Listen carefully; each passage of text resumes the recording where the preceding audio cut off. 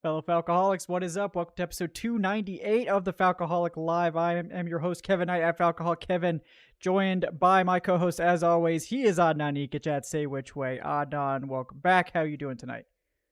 Doing well, ready for a new season.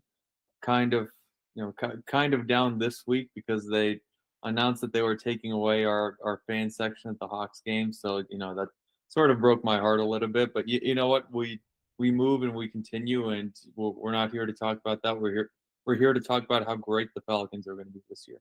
Right, yeah, maybe the Falcons will just fill that Hawks fan section sized hole in your heart this year, or just make you even more depressed because you can't retreat back to the fan section after the Falcons disappoint you yet again. We're still gonna, that's one of the topics tonight. Will we be back in the late stages of depression by the end of 2024? But we'll save that till later in the show. We'll start That's off on a little bit. by the way. Imagine going away from the Falcons and seeking refuge in the Hawks instead. That yeah, and the Braves this year too sounds a little bit dicey, as well. So it's a difficult season for Atlanta fans. Hopefully we can get past that with this Falcons team. Also joining us tonight, he is Joe Patrick at J Patrick 200. Welcome back, friend of the show, Joe. How we doing tonight? What's up, guys? I'm doing good. Today was the last day of, I think, what can officially be called training camp. So it's kind of crazy that it's all over. So Yeah, it's just weird. No, it's kind of flown by this year, and it's an exciting season that we're going to be getting into as well. So, very excited to see how this all plays out, and we obviously got a lot to talk about late in the process here, which is not always a thing with this team. Definitely a departure from previous seasons at this stage. So we'll be getting into a lot of Judon and Simmons talk, because I know that's what the people want, and we'll get obviously Joe's take on those moves as well. And then, of course, we'll get into some Ravens takes. We'll get into some roster takes, sort of end of the preseason type thoughts as we get going tonight. Before we do dive in, folks, want to bring you a real quick word from our sponsor, BetOnline. Folks, BetOnline is the world's most trusted betting platform and your number one source for everything football from the preseason, NFL. Again, if you're going to bet on the preseason, I would definitely say don't bet on the third preseason game. Like, this is the new fourth. Like, I know we called preseason gamblers degenerates last week, but like third preseason game bettors are like, you probably like when you after you place that bet, it should auto send a link to like hope.ny or whatever if you're in New York. But again, BetOnline's got it, okay, and they've got college kickoff, which is coming real soon. They've got every stat, every matchup, and even live odds and spreads while the games are being played. And if you think you know your stuff, you can get in on BetOnline's new winner-take-all $300,000 NFL Survivor pool for the upcoming season. And when the games are over, you can head on over to BetOnline's new online casino, get in on that game of online blackjack, online poker, or unwind with over 150 different kinds of slots games. So what are you waiting for, folks? Head to that website today, BetOnline, and use our promo code BELIEVE. That's BLEAV to get in on the action. Bet online, the game starts here. All right. Well, Joe, some moves happened. I don't know if you were aware that the Falcons did, make some big moves over the last week, but yes, of course. Matthew Judon traded for Justin Simmons, signed in a flurry of moves that kind of changed my perception of what they're doing this year. Made all those tweets I sent look really foolish. That's kind of their specialty, but I'm happy to be wrong, obviously, about them being maybe a little bit more future focused than anyone kind of wanted. Seems like maybe it's a little bit less future focused, maybe a little bit more now focused. But let's start with Judon, just because I think that was the one that kind of got the ball rolling on all of these moves. It certainly seemed to get the ball rolling for Justin Simmons based on his reporting. But yeah, I mean, was it a surprise for you? I know you've been around the building a lot the last couple of weeks. Was it a shock to pretty much everyone that that deal got done? Because I don't remember hearing any buzz about it at all prior to it happening. Yeah, it was a surprise. Surprised they made such a terrible move. No, I'm just kidding. So bad, instant bust. He's 32, but he's already a bust. Yeah. No, I was surprised. I was not surprised that they went out and made a trade. I'd actually been talking about that, like Terry is, just based off of last year, the evidence that we had last year, them trying to go out and get Montez Sweat in the middle of the season. I thought that they would basically be in a similar position this year, where they would wait until there was a distressed asset that came up that they would have a chance to go out and get and go out and try to acquire that player. And it turns out that was kind of true. It just happened, that distressed asset became available earlier than I anticipated. You kind of felt like they were going to be in the market for some of these moves. And I think that there was Matt Judon in particular, like his game in particular, I think fits this scheme really, really well. And I think contractually it kind of works out for the Falcons. And I think that's another thing we probably talk about, which is that a lot of people are talking about how the Falcons are all in with these moves. And I would say that like that is kind of the sense, but they're not all in. Like these are very much like short-term moves that offer them a lot of flexibility into the future. So I think that that's actually kind of like a feature of the moves and not a bug. A lot of people were saying that, they're expecting a Matt Judon extended deal. And maybe they do give him one, but these teams want to like really understand the player and know how they work, know how they're going to adapt to the locker room and the setting and all of that before they really get into a long-term investment with them. So I think that's one of the reasons why the Falcons are just going to kind of, see how things go from here. And you hope that it actually motivates the player even to, you always want a player on a contract year. I think the stats have like shown that it is actually a thing where players are more statistically productive in their contract years. So I think that benefits the Falcons. And, if Matt Judon goes out and has a year that's so great that the Falcons, can't afford to bring him back, then I think that they'll still probably take that. Probably means it was a successful trade for them. But, he does so many things for this team. Obviously, he rushes the passer, which is what everybody wants. And we've, just been starved of. It's kind of crazy. I've been looking back at some of the stats of, Falcons career double-digit sack artists. And I think there's been 3 different individuals who have done it since in the last 19 years. I think it was Vic Beasley, Abraham, and I forget who the other one was that did it. But it's been a while, and there have not been many individuals who've been able to do that for the Falcons. So that's an obvious, but I think that when you look at his game, it's also the coverage stuff. It's the way that he's been able to drop off and be a true outside linebacker that I think that this defensive staff really wants to lean into, not just with him, but just with all players. I think that like one of the kind of identities of this defense is going to be kind of a defense that comes at you from all angles and kind of presents tons of different looks. And it's kind of a lot different to the way that Ryan Nielsen's defense last year, where I felt like it was very standard in the way that it looked. And I think that was kind of part of the disguise, was to always kind of present something similar and then kind of, have variations off of that, where I think that I get the sense that this defense is going to be kind of the opposite, where you're just bringing different looks all the time and trying to confuse quarterbacks that way and then do different things post snaps. So I think Judon fits into it all really, really well, obviously. And he's fit in great, just like, hearing him in the press conference, which hopefully everybody's gotten a chance to, watch that on the Falcons YouTube channel or whatnot. But, humble guy, obviously, not even kind of like demanding the contract or whatever that Hassan Reddick obviously is. And so that's going to put him in good stead, obviously, with the Falcons front office. And, I think just speaks to I think that, obviously plays well to your fellow players as well, when you just kind of come in with that kind of humble attitude. Yeah, no, it's been really interesting to see, particularly, we've seen a lot more context around the Judon move since it happened, and we've seen even talk about it, of course, on Hard Knocks with the Bears, where the Bears actually decided to sort of allegedly pull back their pursuit a little bit because they were worried they wouldn't be able to get a deal done. And then he comes to Atlanta and he's like, yeah, I don't care. I don't need a new deal. It's fine. But it's just like that's so unexpected, because it was a sticking point in New England where he was like, I want a new deal. And he comes to Atlanta and he's like, I don't need a new deal. It's fine. They don't know me. It's fine. Like, I'll prove it. Whatever. It sounds like, maybe he just wanted out of New England. Yeah. I also would like to call bullshit on that. Yeah. I don't have any insider information, of course, but especially not on the Bears. I don't even have any insider information on the Falcons. But yeah, there's no way that their GM wasn't saving face there and being like, oh no, we didn't actually want him anyway, when the reports were, a third round pick was on the table from both Chicago and Atlanta, and Judon picked Atlanta. So, I mean, we know about how much Ryan Poles loves the microphone, and he loves like winning the media. We saw it after the draft, where he was sort of, shitting on the Falcons for taking Penix and for having Odunze drop. So yeah, I'm calling bullshit on Ryan Poles being like, oh no, we didn't actually want him. Like, no, he just didn't want to pick you guys.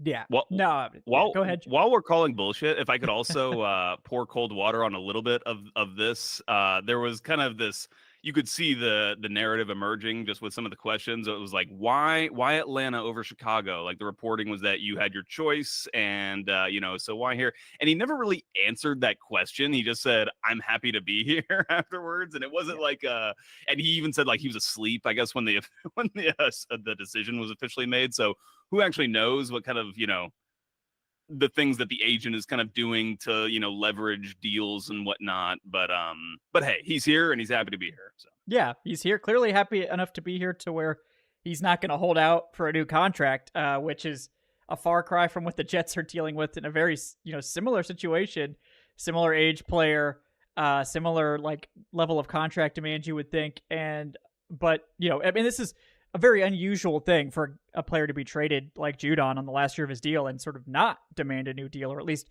not be traded with the expectation that a new deal is forthcoming. And obviously that's just the Jets being kind of incompetent, right? Where they're like trading for a guy who they know wants a new contract because he's made it abundantly clear that he wants a new contract. And then they just, I don't really get what they're doing. It's like, we're not going to give him a new like, how did you not have a deal done before the trade? It's just total incompetence on their part. But that hasn't happened here, so we can be happy about that. I wonder if he's like, well, if I'm going to be playing on this money, I better be playing on like a contending team. Like if I'm going to be playing for the Patriots, I'm going to need I'm putting my body on the line here. I'm going to need some extra cash. Yeah, and I think that's fair play to him. Like, that's why people do it. Yeah, and like I think again, you look at it, and we'll get to Simmons here in a minute, another guy that's effectively on a 1-year deal. The Falcons now are sort of loading, and I think this is what Terry Fontenot has kind of wanted to do all along, but hasn't really had the opportunity to do so until now, which is that he wants to load up on 1-year deals of high-level players, if possible, because, and even consider trading for these guys on the last year of their deal, because what could happen is if Judon has this amazing season, the Falcons are like, okay, we can't pay him $25 million a year, you're probably getting that 3rd-round pick back in 2025. Right. Like, you're recouping your investment. And the same thing with Simmons. Like, if he goes elsewhere next year on a big deal, you're probably getting a 3rd-rounder back. And we obviously don't know what's going to happen, with comp picks, because they might end up signing more people next year that offset some. But the more guys you have the potential to exit in free agency, the more potential comp picks you could have coming in. So there's a lot of opportunity for that. And we know that's the style that Fontenot has kind of espoused wanting to do over the years. It's like, I want to be like Ozzie Newsome, where he's collecting all these comp picks, and they have this really good team, and they have all these draft picks that they can spend on these young players and let some walk for more comp picks. And it's like, that they eventually want to get in that cycle. They just haven't been good enough to be able to afford to let guys walk yet, or the ones that have had the opportunity to walk haven't really demanded any significant contracts. So it seems like this might be sort of the first year that they're going to open the door for some of those moves. And I think that's exciting from like a team building standpoint, that Terry might finally be able to start building the team the way he wants, as opposed to doing it out of necessity. Like, we just got to get guys in here because this is not a competitive team. And yeah, I mean, I think Judon is a very exciting player. There's no doubt about it. And like you said, he can do just about anything you would ask in this scheme. And I think he just takes a lot of pressure off the rest of this pass rush to just, like, before he came here, it was like, well, interior guys, you're probably going to have to just carry this every single week. Mm-hmm. And if you come up against a team with all pro interior play, we're probably not going to get any pressure. Or if we do, it's going to be tough. Now when you have having a legitimate edge rusher, you can beat a variety of opponents now. If they've got weak tackle play, you can take advantage of it for once. And Ikic as like a secondary pass rusher, particularly as a designated pass rusher type guy, he might actually be good at that, but it's like they haven't had the primary pass rusher to let him be the secondary guy up until now. I mean, even when Calais Campbell was here, he eventually had to move back to the interior because of all the injuries. So, there's a lot of things that could go right with this pass rush, and we know they want to blitz and do sim pressures and all this other stuff, but getting a legit edge rusher presence in here is really important. Kind of shocking that we waited this long to see this happen in the offseason. Letting it go a little close to the wire for my taste, but definitely happy to have Judon here, and I think he could be a big boost to this pass rush. But Adnan, we talked about this at length before, on Wednesday's show last week, where this news came in right before we started. Is there anything else that you've continued to think about since we discussed him last time? I mean, we went over just how important this has been for the Falcons. This edge room, and I think Joe can also attest to it watching training camp, watching all of training camp. I was there for the first couple of weeks of training camp. But up until that Judon move was made, the edge group was not getting much pressure. Like the edge group looked really, really bad throughout camp, and I had fears that this was going to be arguably the worst edge group in the league.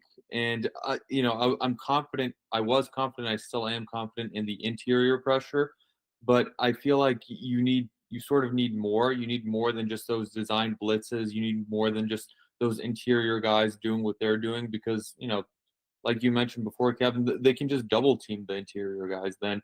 And if the edge guys cannot win their one-on-one matchups, then it sort of all goes for naught. But the main news that came out since we last talked about it last week on Wednesday, and shout out to the Falcons for making this trade earlier in the day on Wednesday and letting us talk about it on the show that night, was I am shocked that Matthew Judon is not demanding a long-term contract. And he is saying all the right things in the press conference, and he's someone that you want those type of guys in your locker room where he's coming in and he's saying, yeah, look, I'm going to go out there. I'm going to prove it. I'm going to prove to the Falcons that I do deserve this long-term contract. And I think it's nothing but good for the Falcons because, this is really going to go one of two ways. Either,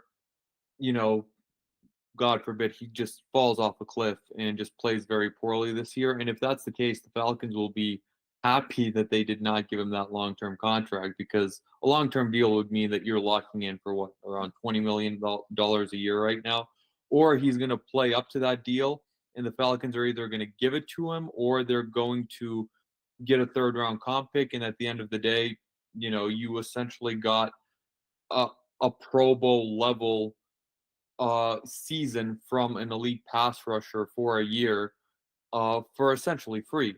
Because, if he's playing up to that level where he's demanding that type of contract, he will have to play at that type of level this year.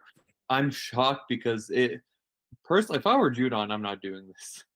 Like, if I was Matthew Judon, NFL players, the NFL shelf life is so short, especially for a player who's already 32 years old, that if I'm Matthew Judon in this situation, I'm telling every team, like, hey, do you want me to play this season? Give me a new deal.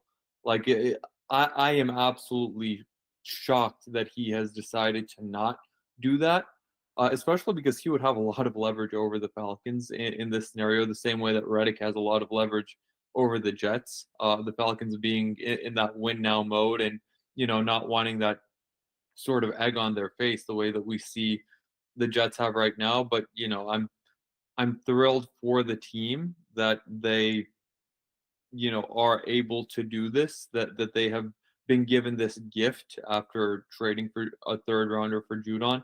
And, hopefully at the end of the day, Matthew Judon has a spectacular year. He stays with the Falcons, he gets paid, and everyone gets taken care of.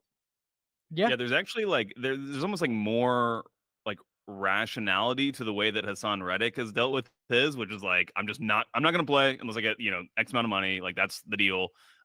Where with Judon, it's kind of flipped. And so, that benefits the Falcons, I guess, in this instance. And, no Falcons fan is complaining about that necessarily, but it's kind of, they got fortunate, I guess, that they ran into a player that was not so kind of headstrong in their financial demands, at least for the short term. Yeah. I mean, it works out great for them. You certainly applaud it. And you wonder if that's possibly why the Falcons were reluctant to finish and close the deal with Hassan Reddick, was nervousness about the contract. And, certainly seems like in hindsight that the patience was the way to go. So I'm obviously happy to have Judon here. I do think that Judon's a more well-rounded player than Reddick. Obviously, I think he's like a year and a half older, roughly, or something like that. Not a huge deal. But Reddick I think Reddick and Ikic are kind of the same guy. I mean, Reddick's a much better version of that, but he's not playing the run. He's not stopping the run. It's not his fit. Whereas Judon, good run stuffer, can drop into coverage and can rush the passer. So he really checks all the boxes for a team that might be asking him to do a lot of things. Now, I hope we're not dropping Judon in coverage. Like, yes, he can do it, but like, for the love of God, can we just not? Like, let's let Judon rush the passer, and Lorenzo Carter can drop into coverage. Okay, like like we didn't sign the GOAT coverage edge and Lorenzo Carter to have him, to have somebody else drop into coverage. All right, we got to use that perfect 10 RAS Lorenzo Carter somewhere, right? So, yeah, I hope that Judon gets more pass rushing opportunities, I guess is the short version of that. But this is one of the biggest weaknesses on the roster, that I don't think the edge group is like a strength now, but it's no longer like a red flashing light for opposing offenses. Like, hey, look, you can just trot anyone at tackle that you want. You can single up your tackles and kick all your help inside, not have to worry about anything because these edge rushers aren't getting home. Judon is somebody that has to be game planned around on the edge. And that alone is just a huge boost, because the interior is going to wreck shop. I have total confidence in this interior group getting it done. I have no qualms whatsoever. It's a deep group. They might keep 7 guys on the inside, 8 guys, because it seems like they're going to keep Street. So it's like, well, I guess we're keeping like 7 or 8 guys. So they're going to rotate. Brandon Dorlus might just be an inactive unless someone, needs to take some snaps off or miss a week or two.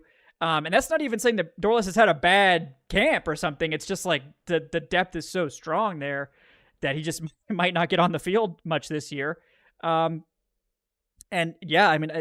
There's just no longer a huge glaring weakness there. Speaking of glaring weaknesses being patched, the other glaring weakness was who the hell is playing next to Jesse Bates? Because I hate to say that like safety was a weakness, because I don't think any safety group with Jesse Bates can be called a weakness. But it was like, it should, if you've got Jesse Bates, this should be like, oh, this is a great safety room. But it's like, well, outside of Jesse Bates, and now no DeMarco Hellams, it's like, I guess Richie Grant is playing 100% of the snaps. And that was a little bit dicey, as much as he's my guy, UCF legend, Richie Grant. I think that, we needed to do something else there, at least as security. And they obviously took that a step further in signing Justin Simmons, who is definitely not just security, but a massive upgrade there. I think the Falcons could have a claim to the best safety duo in the NFL now. And again, that's taking something that was probably roughly like average to above average as a whole, now taking that and making it a strength of the defense. Joe, what do you think about the Simmons move? Because that right on the heels of Judon, another Pro Bowler right in the door. So to me, I think this one is a little bit more interesting than Judon, because Judon's just like a square peg for a square hole. Like this is like exactly what you wanted, just like, straight up great player, productive player, and all that. Justin Simmons obviously is that as well in his career, but he presents a different dynamic now to this safety group where, coming into this, I've been trying to, like, without being too harsh on the players themselves, I think there was a collective kind of, people were just like settling on DeMarco Hellams being like a good enough safety for this team, which he probably is. He's probably, he's a replacement level player, I would say, like at that position. He's not like a negative player, but he's probably not a hugely positive player for you. I think that he's just, because he came in and was able to, do a job at being a 6th round pick, or was he a 7th? I think it was a 7th round pick, actually. He performed relatively well for this team, but, I feel like there's something similar potentially with Storm Norton, where it's like he came in last year, did a good job, and so people were like, all right, he's great. He's a great. He's like, maybe, I don't know. Like, he probably is fine, but I just think sometimes we can start to overestimate players, just on their particular circumstance, and how they entered the team and how they performed in like a bit part role when they first entered. So anyway, without that out of the way, I think that this is a really interesting move because of the player profiles that you now have at the safety position. They're very similar. Like they're both players who, want to, like jump routes and make plays. They both are, I'm less familiar with Justin Simmons' game, obviously, but, both can step down to the box and are actually pretty physical and like solid tacklers. So it feels like you have a lot of, ways to disguise coverages. They'll probably play with that more kind of quarters look and, do different things off of that. But it just presents a totally different dynamic from this, what I proposed to Raheem being like the traditional notion of safeties, of having like a free safety and a strong safety. And the free safeties, like the rangier, athletic, center fielder type, deep zone coverage guy. And the strong safeties more of like your box kind of, more physical, stout run stuffer. And now, he was talking about, like the last team that really, really like had defined safeties like that was the Legion of Boom team. That was kind of like the prototype for that. But we've seen just more and more over the last handful of years or so of teams moving to this Fangio style defense. And to be able to do that, I think you got to have safeties or Raheem said this, like you just have to have safeties who can cover and who are just like, effective coverage players. In order to be able to cover well, you have to be able to do a lot of things. You have to be able to communicate well. And because there's a lot of that kind of match coverage just being played nowadays out of that quarters look. And so, I just think that he said it sets up to be a very different kind of safety group that's obviously much improved. And I think it presents this defense as being totally different to what last year's was, where Jesse Bates obviously had a lot of interceptions, but there was hardly any other turnovers that were being created by this defense. And now with, obviously you got Judon rushing the passer, doing some of that with the forced fumbles. And, I just think that with the zone coverage scheme that we think we're going to see a lot more of this year, and having those safeties at the back, I think there's just so much more potential for creating those game-changing turnovers. Yeah, I mean, you watch Simmons, and the first thing that pops with him is just like, this is a guy that just has incredible instincts for getting the ball. Yeah. He's got like an 8-minute highlight reel of interceptions. Like it's just all interceptions because it's just like you watch him, he'll just break off and go get the ball. Like he's just and he can catch it. Like that's not a given for defensive players that they can actually catch it. We've seen that a lot, over the years. If they could catch, they'd be playing offense. But it's fascinating to watch him work. And you have to think, like, I think one of Simmons's more weak points last year was like it looked like maybe he had lost half a step in terms of range on the back end when he had to play that single high stuff. And the Falcons may not do that much single high. I mean, we'll see. But Jesse Bates has not lost a step. He's arguably the best deep safety in the NFL. So you can just have Bates hang back, and you can let Simmons do more of the robber stuff, which he's going to be super deadly, roam in the middle. He's really good in run support. He's a really good blitzer, and look, it's not like he's bad in deep coverage. He's not Jesse Bates back there, but and even if he has lost half a step, he's still a good deep safety. It's just, so you can do just about anything with him. And he even played, I think, like 150 slot snaps for the Broncos last year. So, I mean, this is a guy that you can really move around and do a lot of stuff with. He's a fascinating player. And Adnan, I know you haven't even had a chance to talk about Justin Simmons yet. So what do you think about this addition here for the Falcons? I mean, it's spectacular, right? And it was something that was such a pleasant surprise, because I sat here on the show last week and I speculated and I said, yeah, it was probably a this or that type scenario for the Falcons where they had to choose between Justin Simmons and Matthew Judon. Now, granted, I said that back when I thought that Matthew Judon was going to get his extension.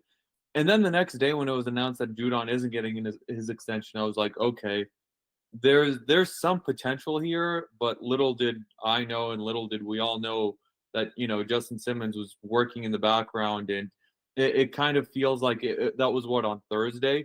It feels like it was one of the worst kept secrets, like, across NFL social media, that Justin Simmons to the Falcons was just about to be announced. And then, it was at around, I think, 4 p.m. But yeah, this was a hell of a deal. Only $8 million. I thought, I could have sworn he was going to go for a lot more. But this is another scenario where, based on reporting, Justin Simmons really wanted to be here. And he said it himself in the press conference. He called his agent and he told him, get this done with Atlanta. So, you're talking about sort of, it might even be a bit of a culture shift on the macro level for the Falcons, where you have, Judon not demanding that new contract, and then Justin Simmons, who was arguably the best free agent left on the market, saying, I want to be in Atlanta and no place else after that meeting. Because, how often does this happen, especially at this time of year where, free agents are sort of beating down the door to come to Atlanta and to be Falcons. So that was just so refreshing, just from that macro level. But when it comes to this season, the Falcons have the best safety tandem in the NFL, and I don't really think there's much of a debate there. I mean, I know people will try to throw, maybe the Bucks in there, maybe the Ravens in there, but Justin Simmons and Jesse Bates were both All-Pros last year. Both were second-team All-Pros. Jesse Bates should have been a first-team All-Pro, but that's neither here nor there. No disrespect to Antoine Winfield, but he did not have the season that Jesse Bates had last season. But Simmons, 3 of the last 4 years was a second-team All-Pro, including the last 3 in a row. Even if he has lost half a step, he is still going to come in and be, one of the 3, 5 best strong safeties in the NFL, because that's pretty much, Jesse Bates will play more of that traditional center fielder free safety role, deep in coverage, and Justin Simmons, who does have that versatility, he has that experience. I think as a rookie, he played some as a corner. You mentioned it yourself, Kevin. He played in the slot some. He started a whole season at strong safety in 2017, and yeah, he's a hell of a tackler. Very good in run support. Jimmy Lake is going to be able to utilize him as a chess piece all over the board, as well as Jesse Bates too. So it's just so invaluable, and I'm pretty sure that Raheem Morris and Jimmy Lake are over the moon right now, and I'm sure they're having a lot of fun scheming up, a lot of strategy of what they can do with this tandem. And I mean, Justin Simmons, this is a guy, since he entered the league in 2016, he's led the league in picks since he entered the league. This guy is also like a certified ball hawk. He's a guy that can flip the field, and I think that's something I mentioned a little bit during our, not play-by-play in our week 2 preseason game. It was, when you go into the playoffs, you need difference makers. Individuals can help win you playoff games, and individuals can be the difference between, a one and done and a truly special season. And just because we know it's a game of inches, and we know that the ball can bounce anyway in the NFL, and it's just the margins are so razor thin that if you have those guys, if you have more of those guys in the other team that can just go out there, and even if your defense is struggling, can flip the field with one play. We saw it last year. We saw it in 2 games last year. With Jesse Bates against the Panthers, he had that big interception in the fourth quarter, and Jesse Bates against the Saints, he had the pick 6 on Derek Carr early on, and then he had that forced fumble on Taysom Hill, I think in the third quarter. And if not for those 2 plays, the Falcons lose the game. And if not for 2 plays against the Panthers, they're in danger of losing that game as well. And then, here we are sitting talking about another maybe 5-win season. It's just, right now, the Falcons are in such a better place than they were, just a week ago before they signed Matthew Judon, that, it is reason to be very, very excited, because this defense had some serious holes. And I know that it took 2 Pro Bowlers to patch some of it, but you know what? They got it done. Like, they got this shit done, and it's incredibly exciting. I don't think I've been this excited heading into a week 1 since 2018. Yeah, I agree. I mean, I think this is a major move for this year, and like the best part of it is, like, they really didn't have to hurt their future at all to make these moves. And I think that was the most unexpected part, was that, if they want to go out and add these impact players, they're going to have to either give up significant draft capital, or they're going to have to give out these multi-year deals. And as it stands now, I mean, a 3rd round pick is a 3rd round pick, yes, but ultimately you keep your 2 biggest draft assets intact, and you restructure Chris Lindstrom only so far. And like, they may need to do another restructure with Jake Matthews or whoever else it might be at a certain point, if they need emergency money. I mean, at this point, they probably don't need to make any more moves going into the season, given that, what they did with Justin Simmons' contract with the void years added. He's only got like a $4 million cap hit this year, so they're okay right now. They don't really need to do a whole lot. Like, they still really haven't touched that restructure money that they could if they need to, which again, that leaves the door open for trade deadline moves, right? If this team is rolling, or if there's a weakness or injury or something and they need to get another guy in here, they can do these restructures then. Now, again, it's not as effective if you wait, because you restructure base salary, and like as you play each week, it lowers the base salary a little bit, so you lose some of the value, but it also doesn't push as much money forward. So, it's kind of a wash there. But they still have lots of flexibility for this year, and if they don't need to use that money, they can carry it all into next year, and it's great. And if they do, they still have the flexibility to make future moves, which is, that flexibility is great. I mean, maybe they need another receiver. Maybe they need another edge rusher to really take this defense over the top. Whatever it is, they still have the prime draft capital and the cash to make it happen. And I think that's probably the most interesting part and most impressive part of all this, is just how little they had to push anything forward or threaten future years to make this stuff happen. I mean, it seems like the patience really just paid off, and they were able to get these guys for relative bargains, it seems. Yeah, and that's again why, and I think you'd agree with this, Kevin. Like, why I push back at like the all-in kind of framing of it all, because like you're really not, like, all you had to do was do one of your restructures where they have multiple options they could go to, and obviously you don't want to restructure. You want to try to not restructure anybody, but if you have to do it in order to get this caliber of player, and then obviously you do it. When Aaron Wilson reported that news today, that there's a couple of void years on Justin Simmons' deal to lower the cap number, it made me think, is like, was that a byproduct of Justin Simmons telling his agent, get the deal done? And, if they needed to get done by adding some void years and whatnot, then we'll do it that way. And I think it probably was. And, it's exciting to see like that kind of, like cohesiveness happening with like players who are coming. Obviously he went out to that dinner with all the players who were recruiting him. So there was like there was already like a good positive connection, personal connection between him and these other key players on the defense and the head coach and Terry Fontenot even at that dinner. So it's almost like it feels almost too good to be true that all this has happened in such an efficient manner for the Falcons, like just financially speaking.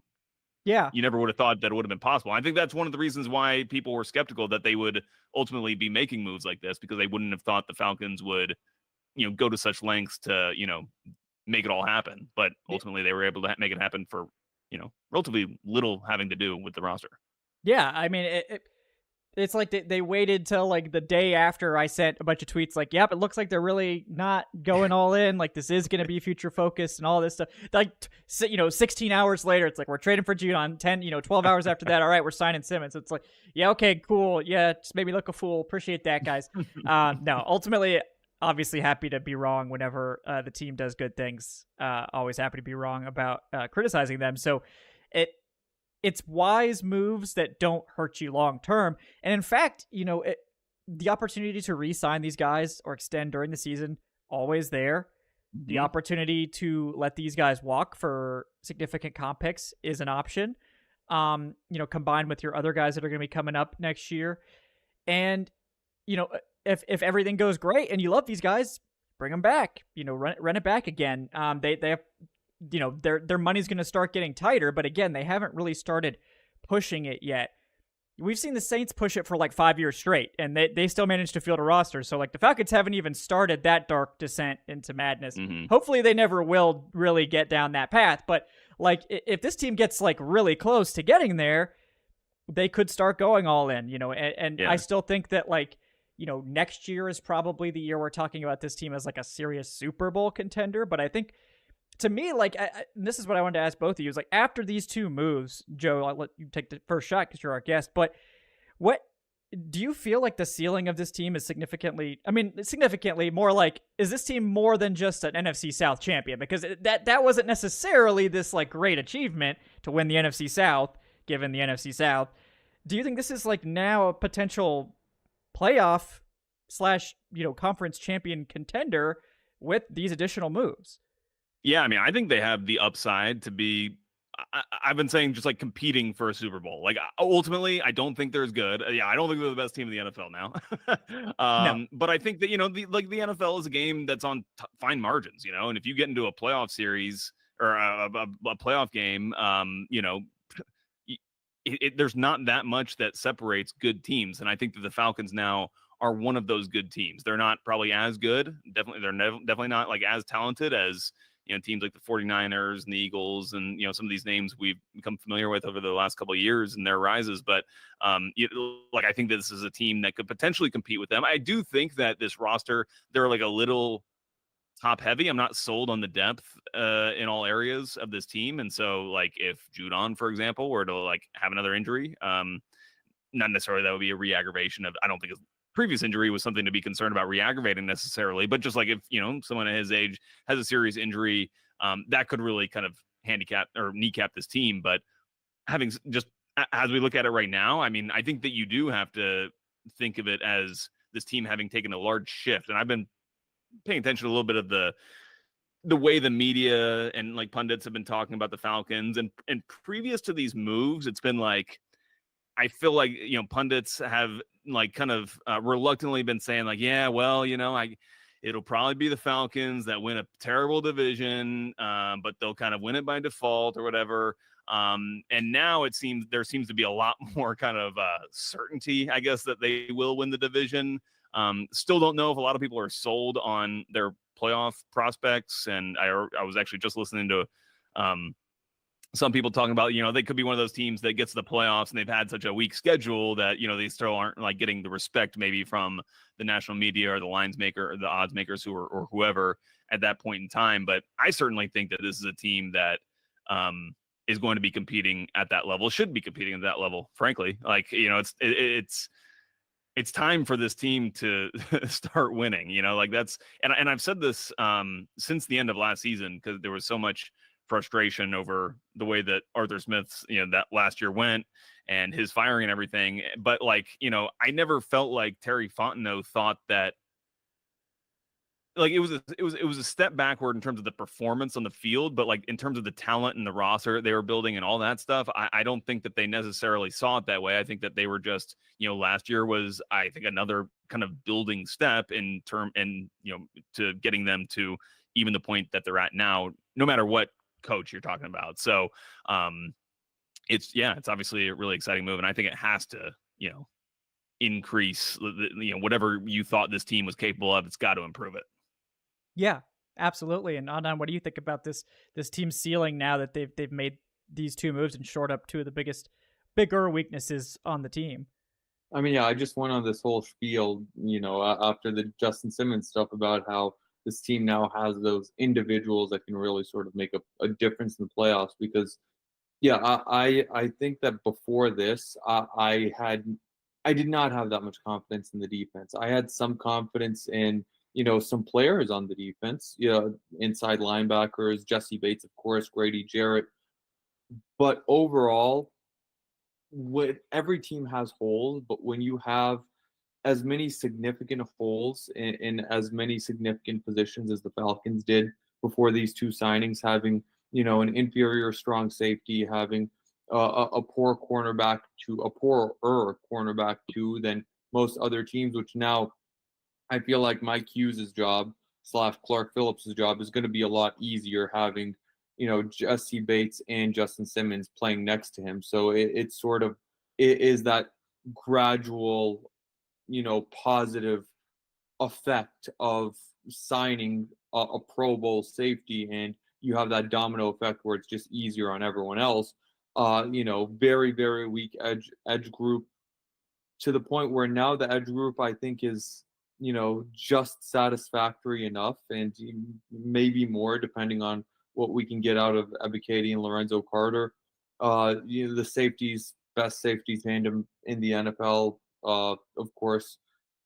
And I think that this team, in my view, previously I did think that they were going to win double-digit games, but yeah, it was more so by that default of, here's who's in front of you. It's the weakest schedule in the NFL. This division cannot get out of its own way. The only team that has looked semi-competent from this division over the past few years has been the Tampa Bay Buccaneers, and even then, them I'm not buying. I think that Baker Mayfield regresses. Totally agree. Yeah, this season because last year Baker Mayfield had hell of a year, and I do think that losing David Canales is going to have more of an effect than what people are talking about, because it's we know it in Atlanta. It's very frustrating when you lose your primary play caller. What we had it happen with the Matt Ryan era, so many times. I think Matt Ryan went through like 4 offensive coordinators, and Baker Mayfield and Canales had something. They had something special brewing last season, to the point where it almost took them to the NFC title game. They damn near beat Detroit, in Detroit. But yeah, now he's gone. He's with the Panthers. The Panthers are still, about 3 pieces away from being 3 pieces away. And yeah, I was going to say originally, okay, maybe 10, 11 wins and then a one and done playoff appearance, which, I was over here like, is that really what we're aiming for? Are we really going to be, so satisfied with that, given that I know that it's important to make the playoffs so that you can win in the playoffs, and it's important to sort of, build gradually. But I don't know. In the NFL, so much changes that, when you have that opportunity and when you sign a player like Kirk Cousins, I feel like it would have really been a shame not to sort of maximize their potential for this season. But I feel like they've done a good job of that recently. Of now you have Judon and Simmons to help maximize the season, to the point where I think, the ceiling for me has gone from wild card one and done to I can potentially see this team playing in the NFC title game. And then when you get to that point, it's one game. You absolutely never know, because, I don't think that this team is on the level of the 49ers still. The Detroit Lions are still very good, but, you have those individuals on defense that can sort of make that critical play, to the point where, yeah, I can see this going from one and done to now a bit of a special season after you added 2 Pro Bowlers. Yeah. Can I just get something off my chest real quick? Like, when pundits have talked about the NFC South, there's been like all this consternation over the Falcons and the quarterback position. And frankly, I think that a lot of pundits are still just like hung up on their draft takes and everything that involved that, and they just totally gloss over the Bucs and just like assume like, oh yeah, they got Baker Mayfield back, so they're fine at quarterback. And it's like, really? Like, there's like a lot larger sample size that he's not going to be as good as he was last year. But anyway, sorry. So that was just like, yeah. No, I mean, that's exactly right. No, I mean, I mean, as a draft prognosticator myself, it's hard to forget our takes, but like, look, I mean, I was not happy with the Penix pick. Sure. I understand it now. Like, I mean, and until like, this is something I do want to credit Raheem with. Like, they've done some weird shit, like, just no doubt about it. They've done some unconventional team building, but Raheem's never like shied away from it. He's been very open about it. Like, yeah, we wanted to get 2 quarterbacks. I know nobody wants that, like, but we don't really care, because look, I mean, he didn't want to say it, but it's like, did you see the quarterback room last year? Okay, we're never doing that again. So like, I don't blame him for that. But and with the preseason stuff too, he's like, yeah, we don't think the preseason's important. We're not going to risk our guys to it. It's like, they view it as evaluation. They don't view it as practice. And it's like, okay, I don't agree. I think it should be practice, but they're not hiding anything. Which is why the whole, Mike, shout out to Mike Florio for the most ridiculous, conspiracy theory I've ever heard, about like, actually, Kirk Cousins is hurt. And, they're secretly trying to start Michael Penix, and just they're not giving him any first team reps, but like, that's all part of the deception. You're right. Yeah, let's play some 5D chess. But if I could just like, I just want to reiterate like what you're talking about here with Terry and Raheem. Yeah, I respect so much their to bring back an Arthur Smithism. They don't succumb to groupthink. They execute on whatever they have decided is the best route forward, whatever is the best strategic option for the team. That's what they're going to do, and they don't really care what anybody else thinks about it. And Obviously, the Penix situation, highlights that perfectly. But I think we're seeing it followed up with them kind of like charting their path during this preseason and saying like, screw it. Like we don't care about, these players playing in it. And I personally, that's not my preference. Like I would prefer to see Michael Penix in particular, that's the player we're talking about primarily here. I personally just want to see him play. I like the fan in me wants to just see what your top 10 pick looks like, even though I actually have seen him at practice and everything. It's like, still, you want to see him in a game rep, but clearly like the team just doesn't really value that rep all that much. And the clear what they think is the meta strategy is to not show anything and just try to get through the game as quietly and as possible without anything happening, so that you can save all your ammo for the regular season. Because that's something that Zach Robinson said. He kind of laughed like when somebody asked him about preseason, he kind of like scoffed, was like, yeah, we're not going to show anything. And I just thought it was kind of funny how openly he was like kind of making a mockery of the whole thing. Like, we're not gonna use it. No, I mean the most obvious thing is that like every time they get to the goal line, they just throw fades. It's like, nope, we're not gonna even run like a vanilla red zone play. We're just gonna throw fades. Like that's it. Like we're gonna give our guy a chance to moss somebody for the highlight reel, and that's about it. And we're not gonna do. We're gonna run like like outside zone, inside zone, maybe like a draw or something, and like that's it, and fades, and that's it. So you know, I know that's frustrating for fans. It's like, oh, we're not scoring in the red zone. It's like, well, they're just throwing fades, so that's probably not going to work out super well. But I mean, the NFC's like, yes, a lot of people are just like pissed about Penix, and so they're like, oh, well, this team's not going to be good because I disagree with the Penix pick, which is just laziness. But people have always evaluated the Falcons pretty lazily, and like for the last 6 years before this year, they had good reason to, because this team was just mired behind an offensive coordinator who just his shtick kind of got stale, didn't really have the ability to sort of innovate out of that. As much as I liked Arthur Smith personally, it seemed like he'd kind of run out of answers, and the team became extremely boring. Even though the defense had a miraculous jump, it didn't matter in the win column because the offense completely fell apart. But this year, it's like, I don't, and like, shout out to the new Heed the Call podcast, by the way, the return of the Around the NFL folks who were unceremoniously banished from the NFL media landscape. Definitely check out their new show. It's called Heed the Call.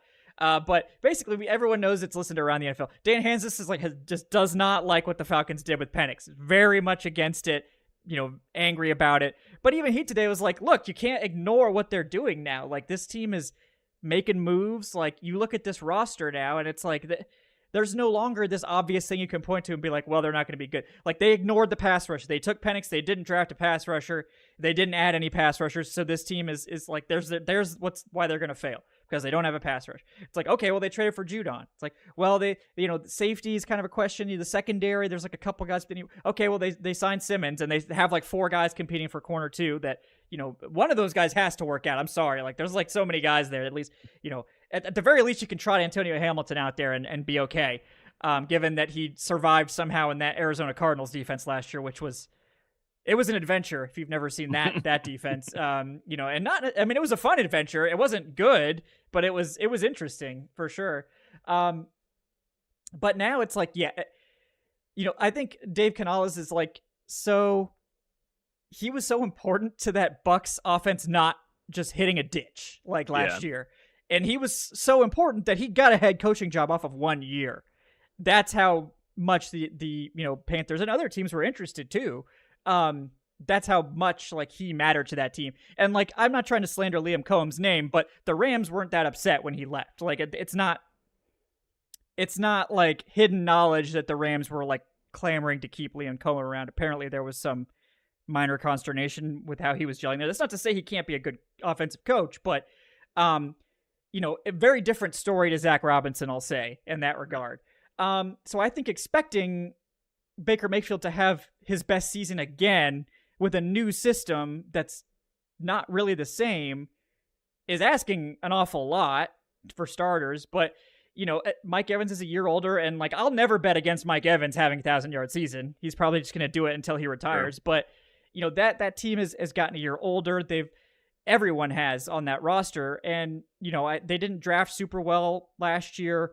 I do like Graham Barton, obviously. I like what they did there, but I feel like that Bucks team is just still straddling that sort of 8 to 9 win range. And they have a hard schedule. Yeah, I don't feel like they're markedly better than they were last year, where, like to the point that Adnan was thinking earlier, like they made a run, credit to them, and they've got players. Like the thing that you had to say about the Bucks is like with a player like Mike Evans, like he is the kind of player that can like swing a postseason game, that can just absolutely take over and create big plays, explosive plays, and kind of help carry you. Obviously he needs help, but like, but aside from that, they are still, a very similar team to what they were last year. And I just think that from the general punditry, it's just being underrated, especially like it's obvious, but just like especially at the quarterback position, how much difference it's going to be for the Falcons this year with Kirk Cousins. And I think that his presence reminds me of just like another talking point about this team, and especially as it relates to the signings that they just made, which is that now it feels like you have like experienced leadership, like veteran leaders kind of dotted all over this team. Like you've got a quarterback, you've got on the offensive line, you've gotten on the defensive line, and now, at the safety position, like you've got players around this team that are genuine leaders. And I don't think that I would be feeling the way I do about this Falcons offense if it were not for like some of the things that we've heard of Kirk doing, like, outside of the facility, or, just like, getting guys together for meetings, be it work meetings or not. Being that kind of obsessed guy that's, walking around the facility that everybody kind of feels like they need to kind of live up to him. It's just the impact of that. I think it's hard to actually like quantify, but you really sense it when you're around Kirk in particular, or just any of these other players. I mean, Drake, I think was just saying last week, like it's going to be a 180 from what we were last year. And I think that I think that that's just a feeling that stems from how they're feeling now versus how they remember feeling, when they were kind of stuck in the mud last year. Yeah. I also want to make one more point, about the Bucks.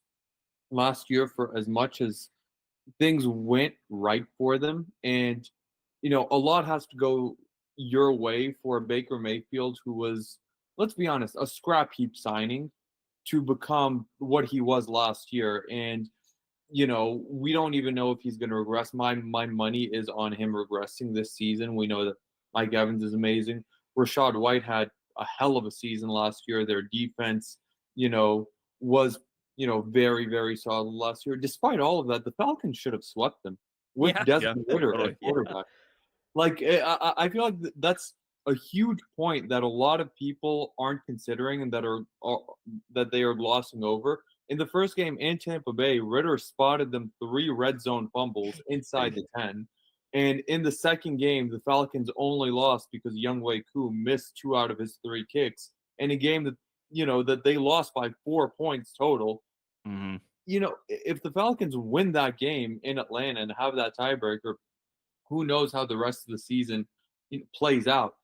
Who knows? Maybe it's the Falcons that get into the playoffs last year, and then we're talking about a completely different makeup of the team this year, because Arthur Smith would still be here, and that's one of those alternate universe type things. But the point still stands that the Falcons, with a vastly inferior quarterback, should have quite easily swept the Buccaneers last year. And this year, the Falcons are very, very much improved, while the Buccaneers, will have to get very lucky and have everything break right for them to stay, the same as they were last year.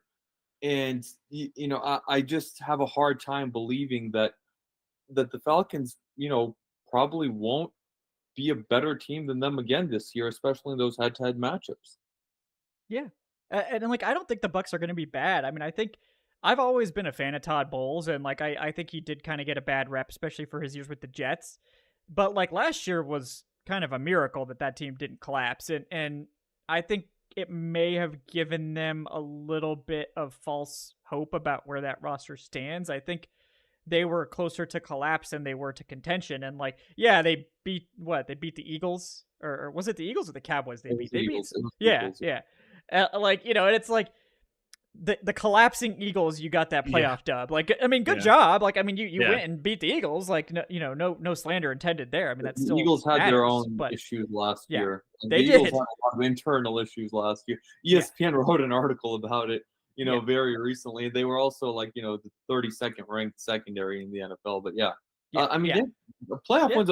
Look, we're not here to criticize any team's playoff wins. No, definitely not. Yeah, we do not have that right. We don't have that sort of moral high ground. But yeah, it's. I'm sorry to cut you off on this, Kevin. I feel like you were going, you were going somewhere with that point. But yeah, it's that team. I would be hard pressed to believe that team will even win as many games as they won last year. I don't think they got better. I don't think they got worse necessarily. Mm-hmm. I think they kind of treaded water this offseason, and sometimes that's what you have to do. But like, I don't think they got significantly better. If you're the 49ers, if you're the Chiefs, right. Absolutely tread water. Like, stay where you were. But I don't think winning the NFC South is a big achievement. But like, I mean, you look at the NFC landscape as a whole, and like the other than the 49ers and probably the Lions, there's no teams that are completely unassailable at this point. The NFC South, as we said, the Bucs are probably a little bit above a 500 team. In the NFC East, the Cowboys are kind of looking like a dumpster fire right now. I mean, they're not going to they're probably still going to win 10 games, but like that team is mismanaging the hell out of almost everyone of note on that roster. They're just like, we're not going to pay anyone. We're going to pay none of you. So you can all hate us at once. Instead of picking somebody to pay, they're just like, nope, we're not going to pay any of you. We don't want to show favoritism here in Dallas. So we're just not going to pay anyone. They paid Linval Joseph today. There you go. Yeah. Linval. Yeah. Shout out. What is I think Linval Joseph is like legitimately 38 years old. Like, I feel like I've been clamoring for him in Atlanta for like, I'm going to find out how old he is. But, so like you're not afraid of the Cowboys really.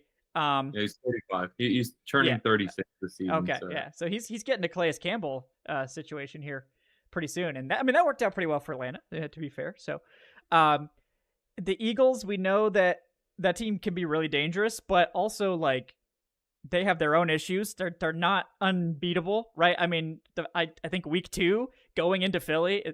That's a tall order for this team, especially like they're not really going to have a lot of time to gel before that game. So I'm not really expecting the Falcons to unseat the Eagles in that game. Maybe the Falcons will be able to get some playoff revenge later against the Eagles. But, the Rams, I think, are obviously a solid team that could possibly take a step forward.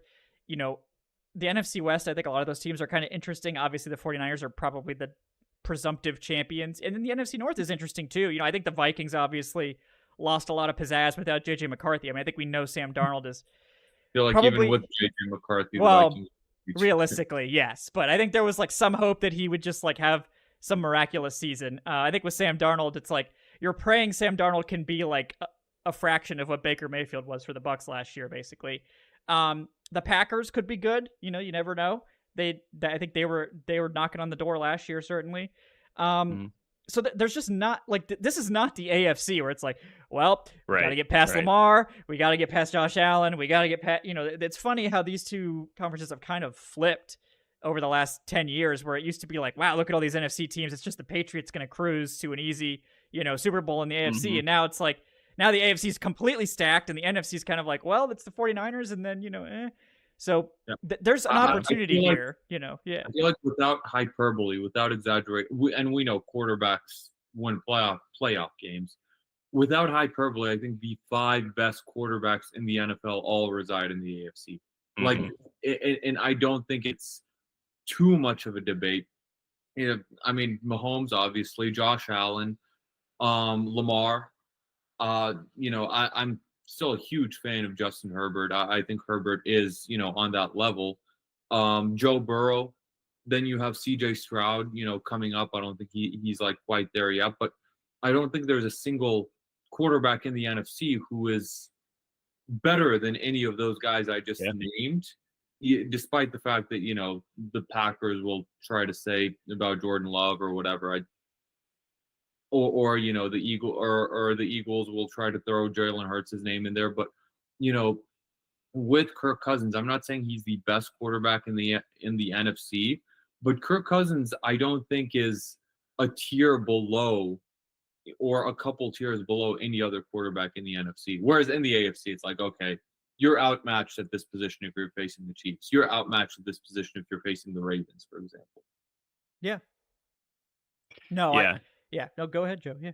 Well, I was just really quick, like, just watching Kirk Cousins in practice and seeing him like look to one side of the field and like reading that progression and then getting back to the backside dig and like hitting Drake London, like that is something, frankly, I hadn't seen. I've not seen that before from a Falcons quarterback since I've been covering this team that started in 2022. So yeah, he's doing, and to me, it's just like, man, if he's doing that, like he's going to open up this offense, and especially like for the individual playmakers that this offense has who are kind of starving for that service. Yeah. And that's the thing. Like, that was part of the reason why it just felt like such a waste. The Falcons had this deep roster of weapons when the quarterback can't get past the second read anyway. So it's like, well, you might as well only have two weapons because he's not getting past the second one. So, and most of the time that was just throw an inaccurate pass to Bijan that he has to make a miraculous play to catch. And he did many times, and I enjoyed that. But like, I would rather Bijan be able to catch it and actually get yards after the catch and not have to juke like 7 guys to get 3 yards. That would be cool. If he could juke like 7 guys and score a touchdown, that would be the preferred method, I think, for offense. And on that topic, you know, like something Bijan has specifically said about Kirk Cousins, and this is kind of more related to like the Kirk Cousins and Michael Penix and just like the difference between the two. And it's like Penix, no doubt, has like the more talented arm. Like when it comes out of his hand, it looks like it's coming out of a jugs machine. You know, it's just it's fun to watch, no doubt. And he can absolutely throw some dots downfield for sure. Probably like he can make throws that Kirk Cousins just frankly can't. But you know what Bijan says, like Kirk will put it on you in the exact right spot every single time so that you can go out and make a move. And it's kind of funny. The other day at practice, I had this like moment where time stood still because I'm like on the sideline and I'm just like looking at the play, and Kirk is throwing a swing pass. I can see like Bijan's kind of coming to the sideline, and the ball just happens to be like basically coming right at me. And so I'm just like watching the ball like kind of coming in. That's where like time stood still, just like freezing. And then all of a sudden you just see 2 hands like grab the ball, and then you know Bijan starts like making cuts or whatever. And it's like that's the kind of thing that can really open up this offense. I think we even saw it actually in that game that Taylor Heineke started against the Colts, where like he couldn't really throw the ball downfield, but he could like throw it to Bijan in the flats, and they were actually able to kind of target that area of the field and make some things happen. So I think Kirk's just going to open up so many more of these avenues of the field that these players are going to be able to exploit. Man, Desmond Ridder would have knocked it off your dome. Yeah, Desmond Ridder would have nailed you with that. Yeah, I was like worried about standing in certain places last training camp. That's for sure. I think they actively ushered us out of certain areas last training camp. Not this year, last year because of that very problem. But he doesn't seem to be doing too well in Arizona either. At least earlier in camp, I was kind of keeping tabs, and it was pretty ugly. Yeah. Not great going on there, but yeah, certainly hope for the best for Ridder. No ill will here, but. I think what people need, and this is sort of a more meta point, and yes, guys, we'll probably wrap up at some point. We could probably talk about this team looks interesting for the first time in like 7 years. Okay, give us a break here. But, I'm sure you guys are fine with that. But, I think what people need to understand about the difference between Kirk Cousins and Michael Penix is right now, Michael Penix can sling that ball downfield and do things that Kirk Cousins can't, like you said. And he's going to throw those sideline lasers better than Kirk Cousins ever could, even, in his prime. But, and you can see it in the preseason, like Michael Penix, not super comfortable doing the bootlegs, doing the play action stuff. He's a little slow, and I would definitely encourage people to go watch the QB school breakdown of his preseason performance, because he goes into it. He's like, yeah, none of this is a huge deal, but it's these little things where if Penix is a little bit more, on time with this play action drop, that this is a touchdown. This is a huge completion instead of being a hair off. Kirk is so comfortable with all the little things, and particularly in the short to intermediate game, the timing stuff, Kirk is leagues ahead right now. And that's not a surprise. He's been in this league for like 12 plus years, right? Penix needs to get that stuff down. He needs to get the little mechanical things, the play action stuff that he didn't always do a ton of in college, the short to intermediate passes, because Washington's offense was pretty bombs away, so it's he's going to have to get used to hitting all the areas of the field, the middle of the field, the short stuff on time. Cousins is going to do all that, and Cousins is going to make the right read almost every time. And, Cousins also, and Penix is good at avoiding pressure, but Cousins is elite at avoiding pressure, not because he can evade it, but because he gets the ball out. He just, Cousins doesn't take a lot of sacks. It's a fact. He takes hits because he can't avoid the hits, but he doesn't actually take that many sacks because he just gets the ball out. And that was a big problem last year with Ritter, was that he just wouldn't get rid of the ball, or he'd start running and then it's like, well, something bad's going to happen here. This is nothing good's coming from this. Whereas if Cousins is able to escape, he's going to find somebody open eventually, because it's just that advanced level of processing and understanding that you get from a veteran that you just don't get from a rookie, even the best rookies. I mean, go watch CJ Stroud last year and you'll see him miss plays and get off time and mess stuff up. Now, CJ Stroud had a great year, not taking anything away from him, but that's the thing you learn over time in the NFL is what can you get away with versus what you could get away with in college. And it takes time to learn those things. It takes multiple seasons, even for the best quarterbacks. So we'll see, how quickly Penix is able to adapt. But I think everyone's going to be pretty happy having Kirk Cousins in here. Like, if you want this team to compete right now, which is why Kirk Cousins is here, he's going to give this team a much better chance, especially this first half of the season, because he's going to be able to run this offense the way it's supposed to be run out of the gate, and you're not going to have to deal with a bunch of rookie mistakes. And, maybe Penix's upside is enough that, even if Penix had to start this year and do this, he would just overcome some of those mistakes because he's so talented. That's possible. But you don't have to risk that because you have Cousins. You can give Penix as much time as he needs to get ready. People forget, if Cousins has, a tremendous season, you keep him for next year, too. Yeah. Or if you're like, wow, we really need to get Penix out there, Cousins could have trade value. And it's not going to be 3 first-round pick nutso stuff, but it could be a first. It could be a second. If he's an All-Pro next year, which I don't think anyone's expecting that. If he's somehow miraculous, that's the pace he was on last year before he got hurt. He was in the MVP conversation. If he has that sort of miraculous season again, you're probably not getting rid of him, first of all. But if you were, you could recoup significant value for that pick. But it's a good problem to have when you have good quarterback play, and we just haven't seen that. So if they have to, I'm just glad we have something, because I would have hated to go into that draft class needing Michael Penix and having someone swipe him. And I think people, myself included, probably underestimate the likelihood of something like that happening if the Falcons went into that draft needing a quarterback, that people weren't going to wait until Atlanta's pick to try to make a move up for Penix. They would get in front of them. They would have, because if you believe all the reports that everybody loved Penix, that's probably a lot harder to pull off for Atlanta than it was in this scenario. So one way or another, we should have at least semi-competent quarterback play this year, and we'll have to get to the big dark, looming demon of can Cousins cut it in the playoffs, because that's been his one thing, right? Can he really take you through the playoffs, or is he just the guy that can get you there? But they have, Penix is that answer too, because if Cousins goes to the playoffs, the next 2 years and just can't get it done against the best quarterbacks, then it's you don't have, Penix is right there, right? It's okay, well, we can just give him a chance then.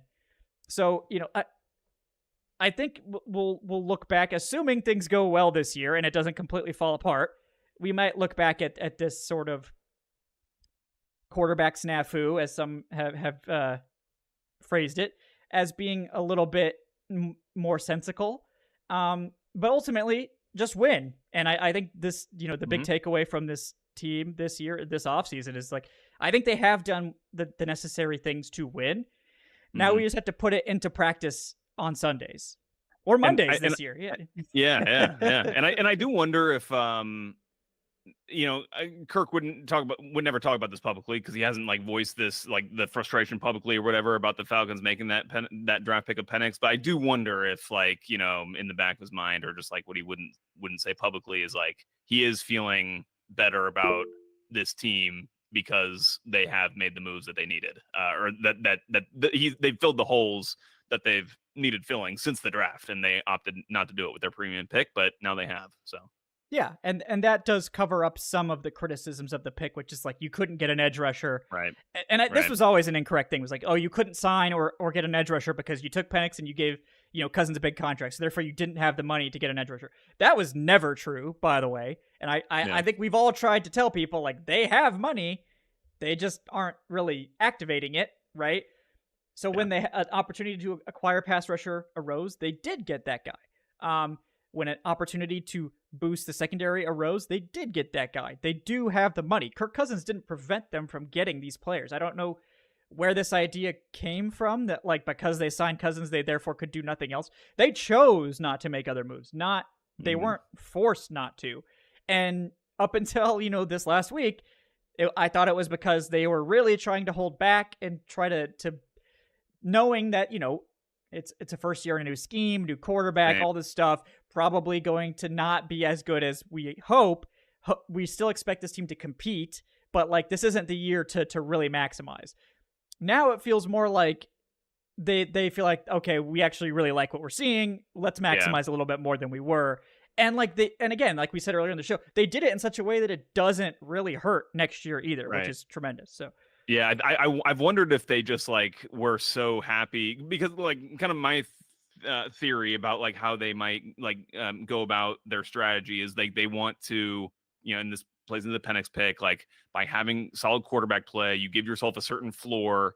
And then if things start to go well during a given season, you have good injury luck and all that, then you can push for it and, make trades or whatever and go for it. And I do wonder maybe if they saw just like the rapid speed of Kirk Cousins, physical recovery from the Achilles injury and just felt like things were progressing really, really positively in this training camp. And that motivated them to want to push forward and make these moves. And the other thing about the roster, I wanted to mention this earlier, but the Falcons are also like in good shape where they don't have like bad contracts on the books. Like their most uncomfortable restructure is probably Grady Jarrett because he's coming off that knee injury.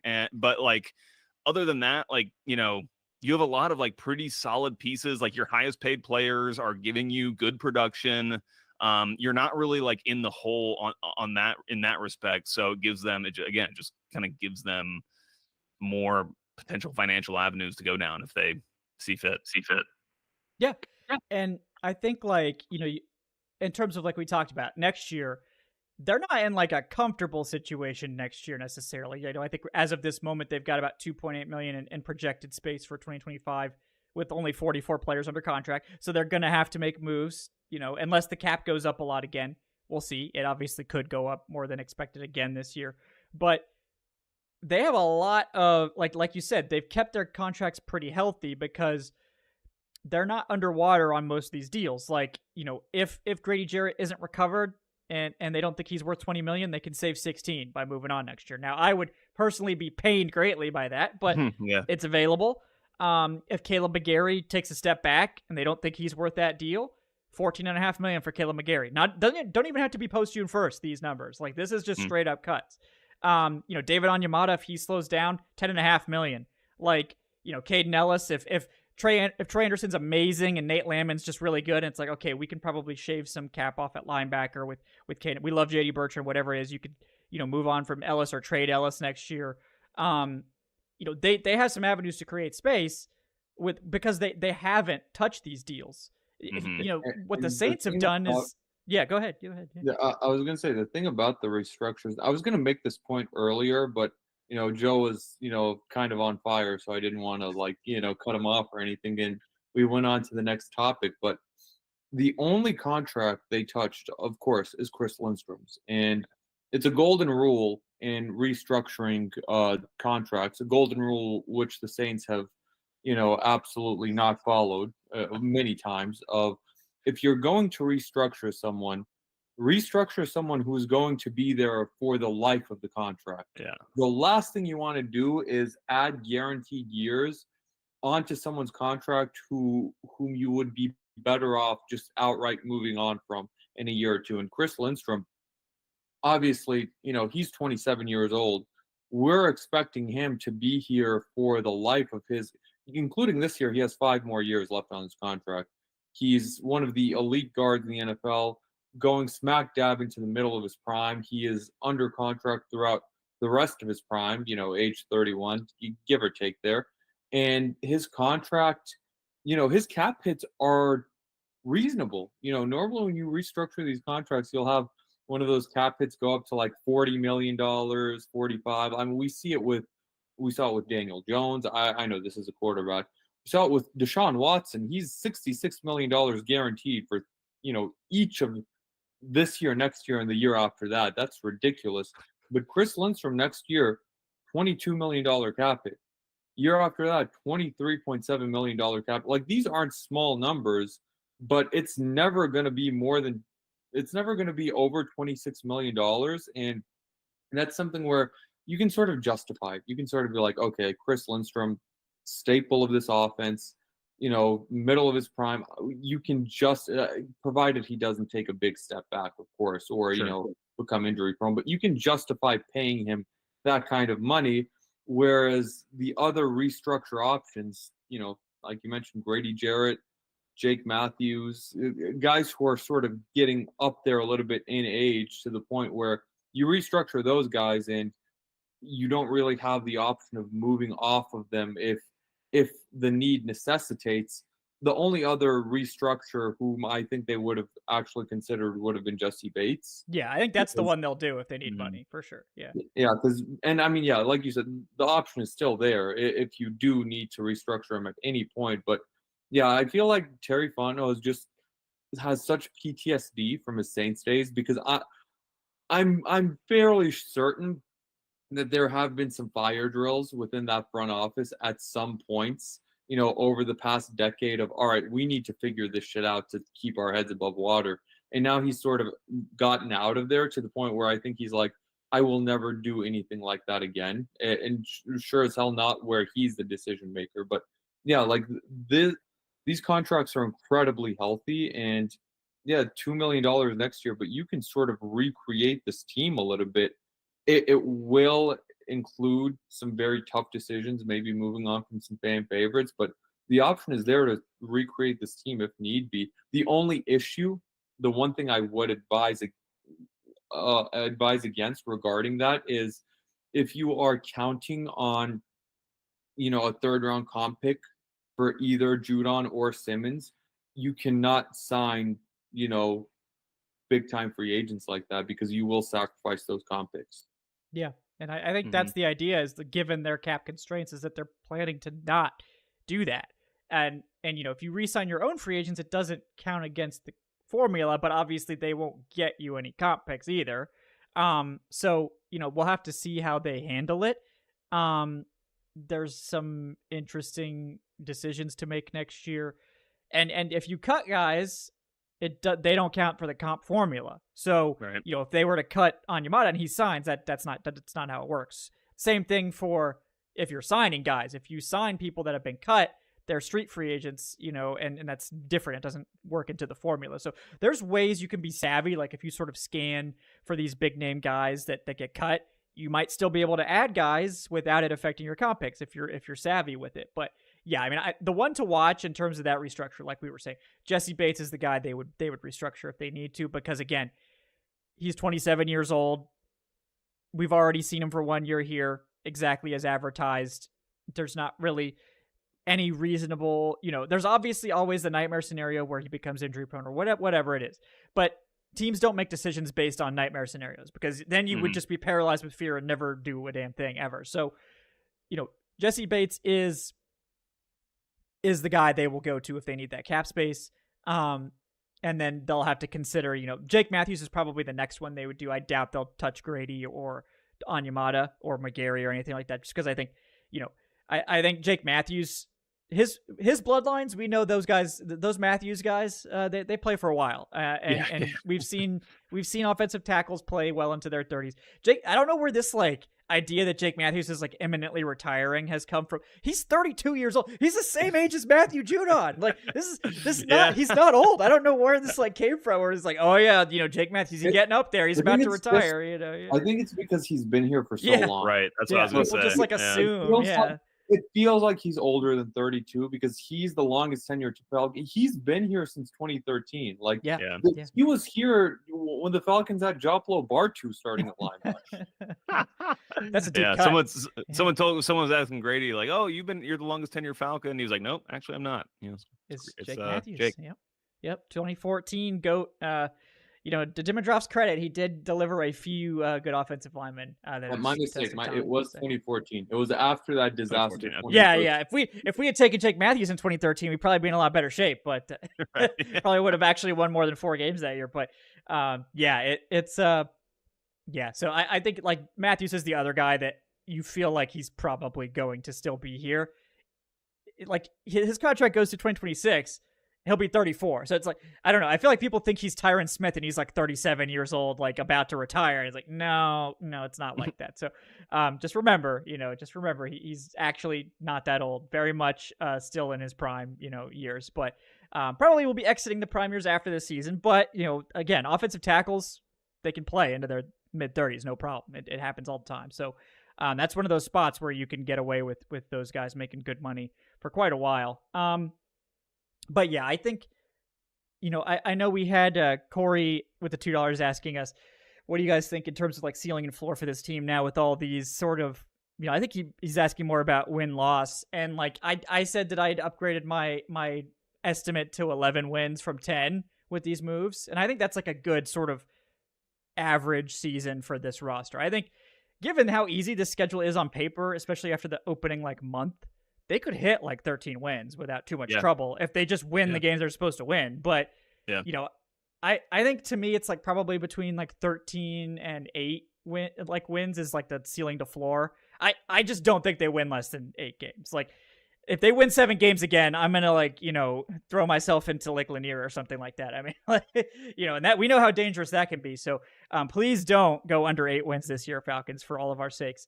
But yeah, Joe, I'm curious, if you've sort of updated your ceiling and floor since all these moves. They've definitely been.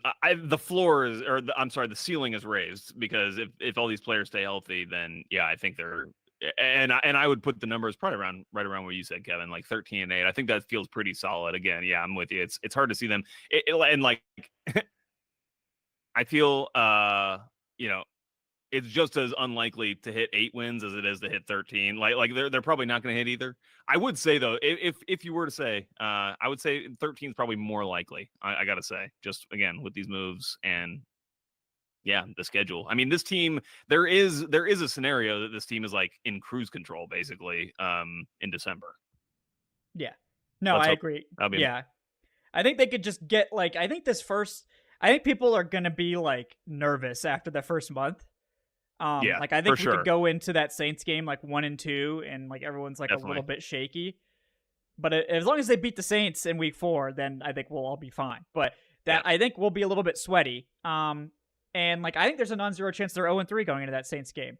And they have, it's basically like, okay, we got to win the Saints game. And then I think they probably wipe the floor with the Saints that week. But like, those first 3 weeks are going to be dicey because the Falcons don't beat the Steelers usually. Like they just don't. They've beaten them twice ever. So, just keep that in mind. But again, the all-time record has no bearing on this season. It has no bearing on the next game. It's just something interesting to like mention. But that week 1 that they got to take care of business. But Adnan, what do you think about ceiling and floor for this team? I originally predicted 11. I think I was a bit more optimistic. I'll go up to 12. Ceiling and floor, I can see. I'd agree with you guys with the ceiling of about 13 wins. Part of me wants to say 14, but that just sounds loony, right? Like, same. I was thinking the exact same. It's not as crazy because there's the extra game, now, so it's a little bit less crazy. But like 14 and 3. I will say, if they come out of that, first 3-game stretch of 2-1, then they can blow by all these predictions because the hardest stretch of that season is right from the get-go. And, let's say they beat Pittsburgh and then they go to Philadelphia and win over there. And, it's possible. If they're 2-0, then it's like 2-0 this year won't be 2-0 last year.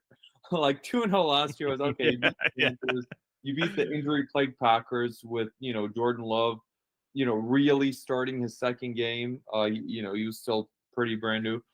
This year, it's like, okay, you're 2-0 and They had like Now, 120 passing yards against the Panthers last year in that opener, and I think like the majority of them came on like one pass to Kyle Pitts, like a desperate heave at the end. yeah, I think Matt Collins. Yeah. I think Shout it out was to Matt Matt Collins, Collins who had that like huge like catch. We still Um, back when we had hope for Matt Collins. Yeah, I yeah, remember.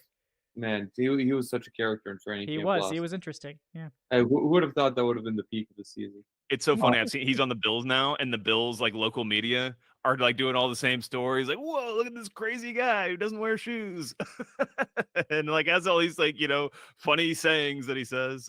Hey, he's great. I for the love it. I media. love it. Oh yeah, he's fun. Fantastic for the media. But yeah, I'll say 13 just because 14. But man, a part of me is like, okay, I can envision a scenario where they go 14-3, but that's ridiculous, right? That would be ridiculous. Yeah. That would be ridiculous. Yeah. But floor, I'll say 7, just because I know I'm not trying to be like just a contrarian here, but it's kind of Murphy's Law with the Falcons, right? I feel like if things just start going wrong, then they tend to really go wrong for this franchise. And if the floor falls out from under them, it's going to be in spectacular fashion, just because that's been the history of this franchise, and that's the DNA of the Falcons. It's spectacular failures. As much as the team wants to sort of not admit that's what the Falcons are known for. And God, if they go 7-10 again, 7 is the sicko number. Oh because my of God, our recent history. I will never trust them again if they I go just 7. refuse to. I refuse to even say that. Next year, they can trade for Patrick Mahomes, and next year I'm predicting 7 wins again. Yep. Yeah. No, I do wonder, like, if there's any of, like, the true Falcons haters in the chat. Like, I know some of you are still out there. Like, what are you guys thinking now, like, after these moves? Like, what's like, the new hate angle? Like, I like, no, like, shade thrown. I mean, maybe a little bit of shade thrown, just, like, in a friendly way. But, like, I want to know what the haters think. What are the haters thinking about this now? Like, are you guys, like, somewhat like getting in? Like, I know there's a lot of people that think that Fontenot's like the worst GM of all time, and like Raheem is overrated and all this stuff. So like, those people, what are you feeling now? Like, what's your sort of response to the Judon and like Simmons moves? And like, have you like wavered at all in your hate, or is it just full on like still hate, like 3-13, type hate? And I'm just, curious more than anything about what the pulse of the haters is, because we want to represent all factions of the fan base here, including the haters. So, I think this show has become less hating since the draft. So, if we could get some hater takes to kind of balance it out, that would be good from somebody in the chat, perhaps, or in the comment section. So let us know what you're feeling. But yeah, guys, I think we've really covered these moves and sort of the direction of the team. It's going in a positive direction. Happy about that, certainly, and we'll hope that they continue this hype into actual on-field results for the first time in 7 years. So, definitely looking forward to that. But before we sign off, real quick, I want to remind you guys, like, subscribe if you haven't done so already. It really helps us out. Appreciate that. Leave that 5-star review on your podcast platform of choice if you're listening to the audio. If you're trying to play in the fantasy leagues, you need to fill out the form on Patreon, in the YouTube section, on Discord. I also posted it in all of last year's leagues, so if you're in one of last year's leagues, you can see the form there.